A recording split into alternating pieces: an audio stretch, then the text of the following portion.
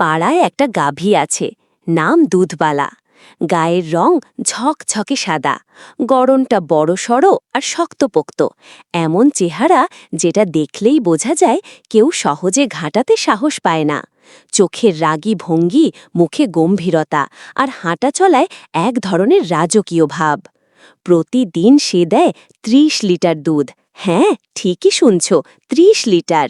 লোকজন লাইন ধরে আসে শুধু একটা ছবি তোলার জন্য। কেউ হাঁ করে তাকিয়ে থাকে, আবার কেউ কেউ তো প্রপোজ করার প্ল্যান পর্যন্ত করে ফেলেছে। তবে দুধবালা বাইরে যতটাই শান্ত, ভিতরে ঠিক ততটাই হতাশ। সে মনে মনে ভাবে, আমার দুধ খেয়ে সবাই সুখে আছে, কিন্তু কেউ কি একবারও বলেছে তোর জন্য কিছু করব? এখন সে রেগে গেছে, চোখ লাল, মুখ গম্ভীর, আর সাফ বলে দিয়েছে, এবার যদি বেশি দুধ চাও তাহলে শুধু ঢ্যাঁড়স খাওয়াবো। তাই দুধ খাওয়ার আগে একটা কাজ করো, ড্রিম রেন্ডার চ্যানেলটা সাবস্ক্রাইব করে ফেলো।